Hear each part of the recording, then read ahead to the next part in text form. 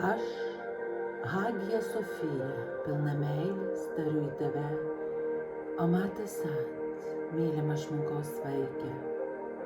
Aš su rūpestingumu ir meilė greitai apgaubsiu tave savo saugančiomis rankomis ir pasakysiu: nuostabu, kad šiandien esi čia. Nuostabu, kad aš galėsiu tau šiandien veikti. Nes aš esu tam, kad susikurtų šeimos harmonija. Ar žinai, mano mylimas vaikė, kad viskas prasideda tavyje, nes tu savyje nešiesi vidinę šeimą ir pagal ją, savo vidinę šeimą, yra formuojama ir tavo reali šeima.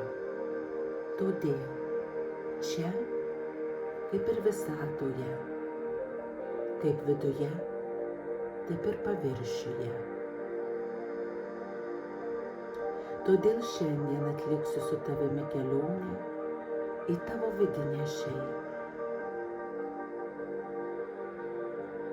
Pradėk šią meilę kvėpuoti ir išsiplėsk. Su kiekvienu įkvėpimu vis labiau plėskis ir leiskis įnešamas į giliausias savo širdies gilumas ir jausk, kaip tu tampi absoliučiai ramus. Jausk savo sielos meilę, kuri yra su tavimi. O tada savo dėmesingumą nukreipk į savo sakralinę čakrą, nes tavo sakralinėje čakroje gyvena tavo vidinė šeima. Ten yra nuostabi erdvė. Stebėk šią erdvę, nes ši erdvė yra centras, kuriame susitinka tavo vidinis vyras ir tavo vidinė moteris ir tavo vidinis vaikas. Stebėk šią erdvę ir žiūrėk, ar matai ten kažką. Skirk savo laiko ir stebėk,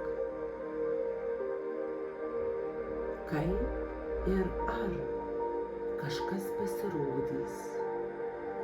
Ir kol tu šią erdvę stebėsi, pagalvok, kokią dovaną gali suteikti. Pagalvok apie dovaną vidiniam vyrui, vidiniai moteriai, vidiniam vaikui. Stebėk erdvę, stebėk spalvas.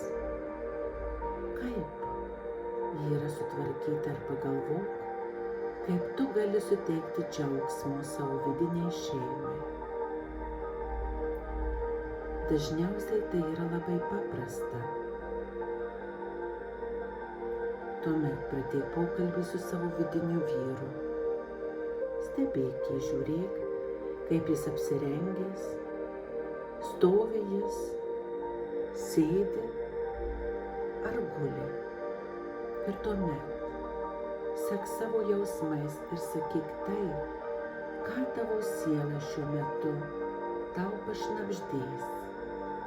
Sakyk jam žodžius, kurie jį paskatins ir palaikys, ir suteik savo šiek tiek laiko.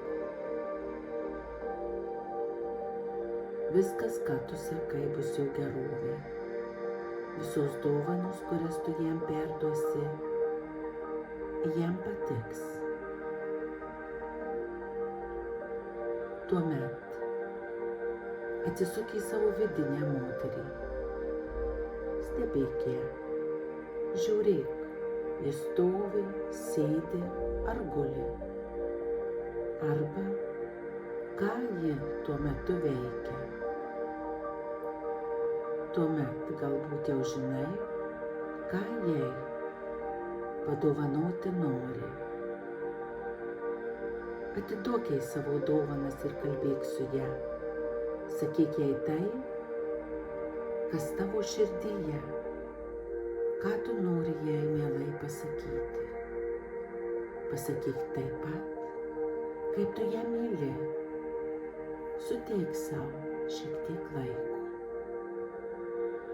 Tu jausi, ko tavo vidiniai moteriai reikia. Tu padarysi viską tiksliai. Gali to pasitikėti.